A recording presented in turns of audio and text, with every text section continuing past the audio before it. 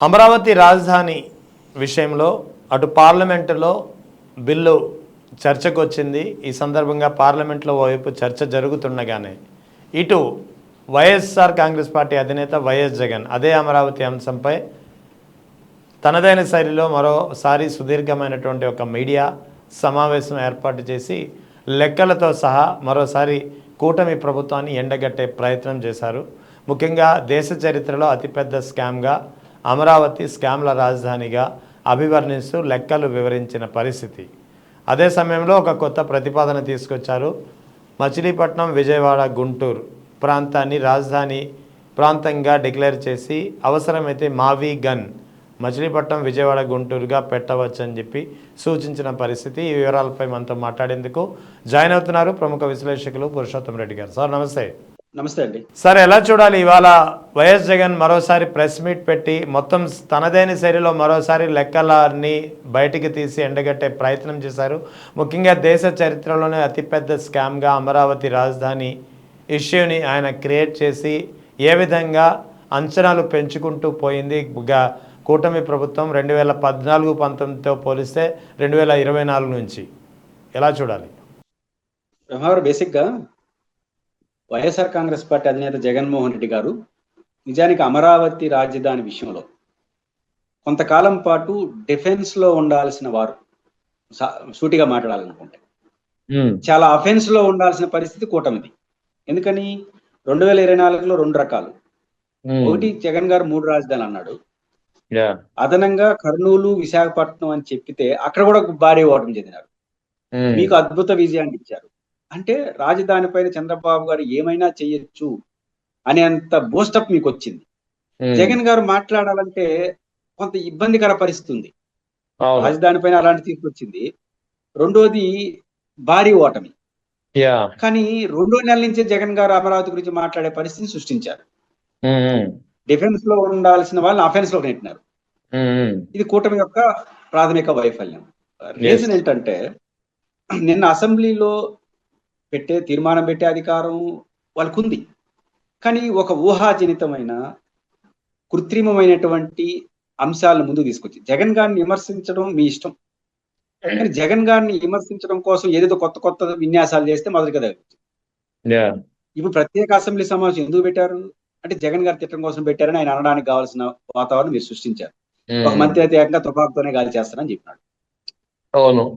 జగన్ గారు అసెంబ్లీకి పోలేదు. పోన వ్యక్తి గురించి ఆయన చుట్టూ అసెంబ్లీ ఎందుకు పెట్టారు తీర్మానం అంటే, జగన్ ఏదైనా ఒకటి, రెహమాన్ గారు బేసిక్ గా ఒక నూతన రాజధాని గురించి మీరు మాట్లాడుతున్నారంటే ఆ రాజధాని ఎలా ఉండబోతుంది, ఎలా ఉంటుందో తర్వాత పెడదాం, ఎలా ఉండబోతుంది, ఏం అద్భుతాలు చేయబోతాం, ఏం ఘనకార్యాలు చేయబోతాం చెప్పుకోవాలి ప్రభుత్వం. అది వదిలేసి జగన్ ఏం చేసినాడు గత 5 ఏళ్లుగా అని చెప్పడం కోసం ప్రయారిటీ ఇచ్చినారు. మేమేం చేస్తాం అనేది కాదు, గతంలో జగన్ ఏం చేసేసినాడు అన్యాయం అని చెప్పడం కోసం ఎన్ని రోజులు చెప్తారు. అవన్నీ చెప్పే 20 గెలిచినారు. ఇంకా ఎన్ని రోజులు పని చేస్తున్నారు కార్డు అంటే జగన్ అనే 3 అక్షరాలు వీళ్ళు ఇంకా అంతగా భయపడుతున్నట్టుంది సార్. అంటే భయపడి చేసినారా, భయపెట్టడం కోసం చేశారా, మొత్తానికి జరిగే రిజల్ట్స్ మాత్రం పరిస్థితి గందరగోళం. రెండో అంశం, కేంద్రం అధికారిక అఫిడవిట్లో చెప్పింది, ఆంధ్రప్రదేశ్ హైకోర్టులో, సుప్రీంకోర్టులో చెప్పింది. మాజీ అటార్నీ జనరల్ కేకే వేణుగోపాల్ గారు విస్పష్టంగా సుప్రీంకోర్టు సీజే ముందు వాదించారు. విస్పష్టంగా రాజధాని అనేది రాష్ట్రాల సమస్య, ఆ రాజధాని రాష్ట్ర అభిష్టము అని కేంద్రము చెప్పి, రాష్ట్రం చెప్పిన తర్వాత ఒక తీర్మానం, ఒక చట్టబద్ధత, ఒక శాశ్వతం, ఒక ఏకైకం, పార్లమెంటు చట్టం, ఇన్ని చేయడం ఎందుకు వచ్చింది? ఇప్పుడు ఉదాహరణకు ఆంధ్రప్రదేశ్ హైకోర్టు 2 అఫిడవిట్లు చేసింది.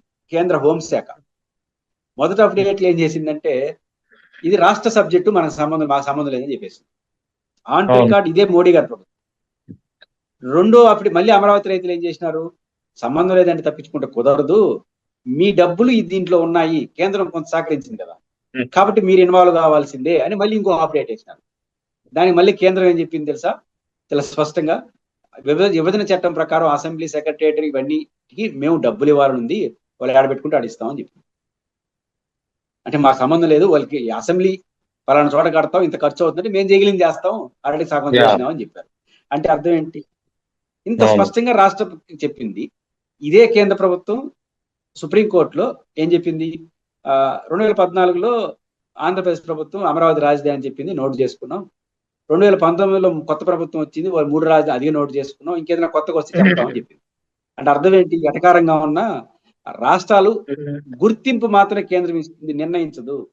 అవును. దేశంలో ఈ దేశానికి రాజధాని లేదంటే కేంద్రం దృష్టిలో అమరావతి, హైదరాబాద్ గుర్తింపు యాస్ రికగ్నైజ్. ఇప్పుడు నేను మా ఇంటి అడ్రస్ మీకు చెప్తాను రెహమాన్ గారు, మీరు నిర్ణయించారా నేను నిర్ణయించారా? మా ఇంటి అడ్రస్ మీకు చెప్తే మీరు చెప్తున్నారు. కాబట్టి ఇంతకు మించిన లేని దాన్ని తీసుకొచ్చి ఆడ పెట్టారు. కేకే వేణుగోపాల్ గారు మాజీ attorney general, government of India, NDA government. ఆయన ఏం వాదిస్తాడు? అసలు రాజధాని అనేది కాన్స్టిట్యూషన్ లో లేదు, principal seat of chief minister రాజధాని.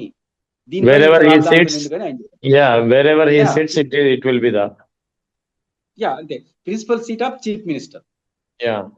కాబట్టి ఇంత స్పష్టంగా చెప్పిన తర్వాత కూడా రాజధానిని ఒక పెద్ద అంశంగా మార్చేస్తే అవన్నీ ఇప్పుడు జగన్ గారు మాట్లాడడానికి అవకాశం దొరికింది. ఇప్పుడు మొత్తంగా దేశ చరిత్రలోనే అతిపెద్ద స్కామ్గా అమరావతిని అభివర్ణిస్తూ వైఎస్ జగన్ లెక్కల గణాంకాలు వివరించారు.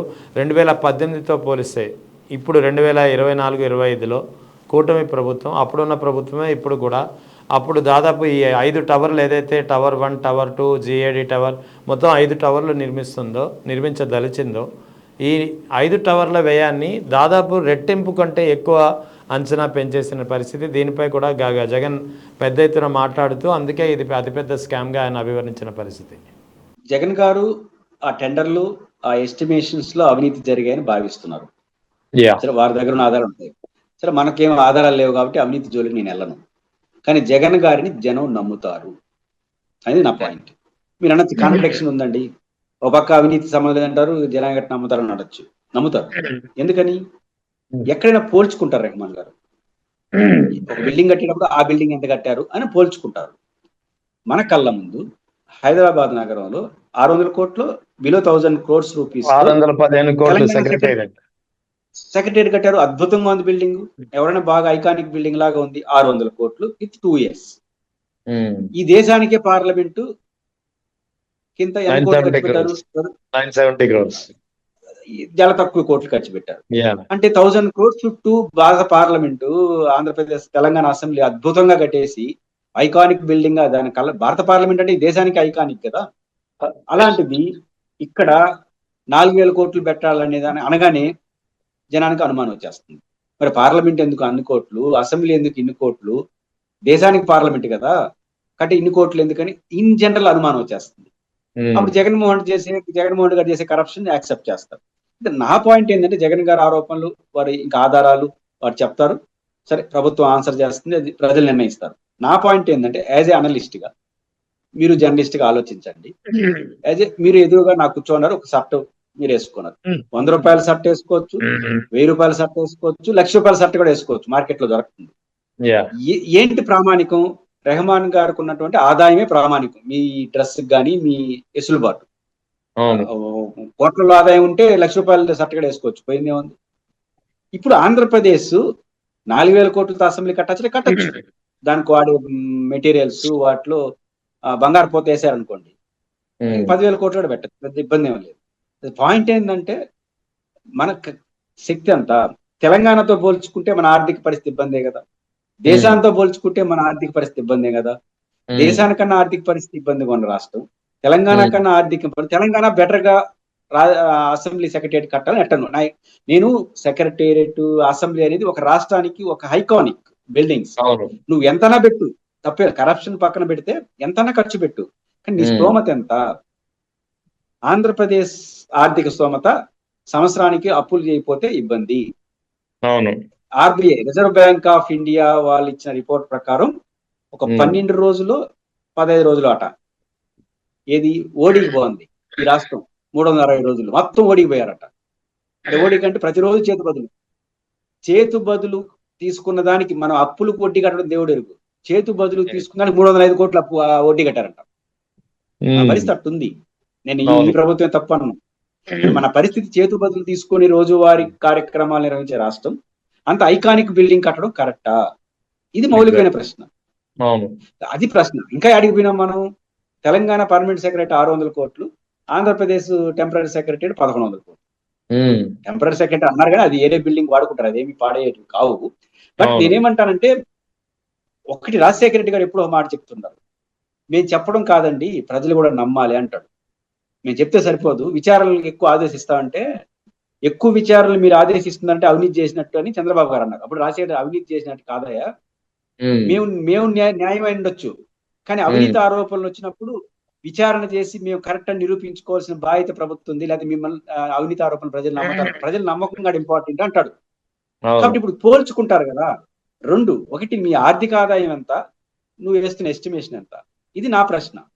జగన్ గారి ప్రశ్న అసలు వాళ్ళు 1100 కోట్లు ఖర్చు పెడితే 600 కోట్లు ఖర్చు పెడితే మీరు 1100 టెంపరీ, 4000 కోట్ల పర్మనెంట్, డబ్బులే అన్నాయి, అప్పులే కదా అనే ప్రశ్న ఉత్పన్నం అవుతుంది. కాబట్టి జగన్ గారి ఆరోపణలో నిజానిజాలు పక్కన పెడితే ఆధారాలు నా దగ్గర లేవు, కానీ జగన్ గారు చేసిన ఆరోపణలు ఈ విషయంలో జనం నమ్ముతారనే విషయాన్ని కూటమి ప్రభుత్వం గుర్తించాలి. అది ఇక్కడ జగన్ ఇవాళ ప్రధానంగా ప్రస్తావించినటువంటి, అంటే అమరావతిని ఒక బిగ్గెస్ట్ స్కామ్గా ఎందుకు చెప్పాల్సి వస్తుందో ఆయన కొన్ని లెక్కలు చెప్పారు.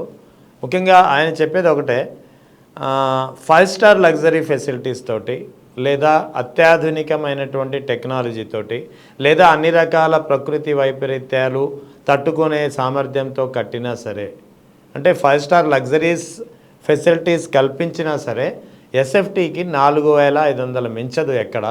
అటువంటిది అమరావతిలో ఎస్ఎఫ్టీకి 5 టవర్ల నిర్మాణానికి కూటమి ప్రభుత్వం వేసినటువంటి అంచనా ఎస్ఎఫ్టీకు 14,765 రూపాయలు.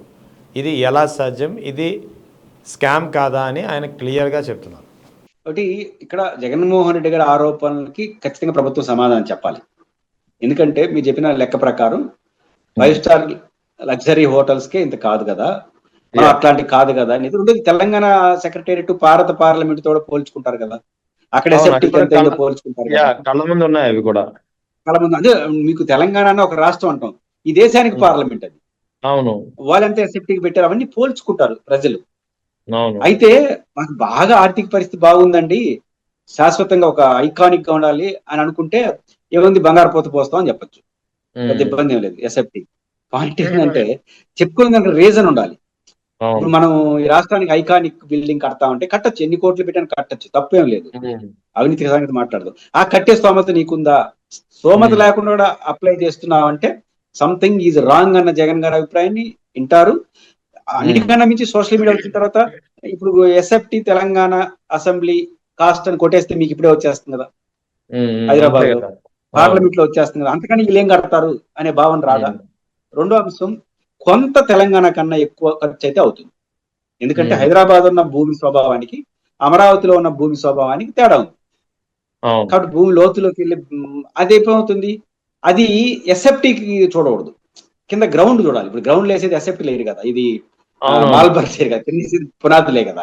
కాబట్టి ఏదైనప్పటికీ కూడా కొంత ఖర్చు 600 కోట్లు అనుకో, 700 కోట్లు అంటే యాక్సెప్టబుల్, 100 కోట్లు 200 కోట్లు, మరి 4000 కోట్లు పెట్టే అసెంబ్లీ అంటే తప్పు అను, అంత అవసరం వచ్చిందనే ప్రశ్న వస్తుంది. జగన్ గారు ఖచ్చితంగా దాన్ని గట్టిగా పట్టుకుంటాడు. ఫ్యూచర్ లో అమరావతిలో జగన్మోహన్ రెడ్డి గారి టార్గెట్ రెండే ఉంటాయి.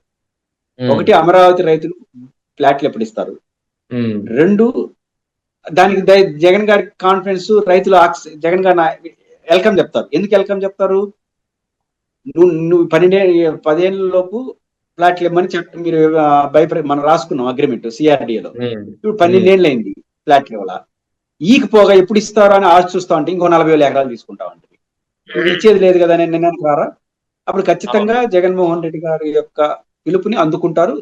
ఆ యాంగిల్. రెండో angle corruption angle, Telangana assembly, ఈ పార్లమెంటు అన్నింటినీ పోల్చి ఎందుకైందనే క్వశ్చన్ ఖచ్చితంగా సమాధానం చెప్పాల్సి ఉంటుంది ప్రభుత్వానికి. ఒకవేళ నేను చెప్పిన సమాధానం చెప్పొచ్చేమో, ఒక ఐకానిక్ బిల్డింగ్ కట్టాలనుకుంటున్నాం, మంచి మెటీరియల్ ఆధునిక ప్రపంచ మెటీరియల్ వాడాలనుకుంటున్నాం, వాడచ్చు, అది చెప్పాలి, చెప్తారో చూడాలి, మరి దాన్ని వేస్తారు ఏం వేస్తారు, దాన్ని వాడాలంటే నీకు అంత శక్తి ఉందని క్వశ్చన్ వస్తుంది కదా వెంటనే. కానీ రెండు ప్రశ్నలు వస్తాయి, కరప్షన్ వస్తుంది, ఒక లేదు మేము ఆడ బ్రహ్మాండమైన స్ట్రక్చర్ వేరే వేరే ఇంటర్నేషనల్ లెవెల్ తీసుకొస్తామంటే తీసుకొస్తారు, అంత డబ్బు అవసరం ఆ రాష్ట్రానికి అంటే ప్రశ్న సమాధానం రాదు కదా. రేపు సంక్షేమ పథకాలకు డబ్బులే ఉంటాడు చంద్రబాబు గారు, అన్న డబ్బులే వాడి, మరి ఆడ మాత్రం 4,000 కోట్లు 14,000 ఎస్ఎఫ్టీకి ఇచ్చిన డబ్బులే అని ప్రశ్న వస్తుంది కదా.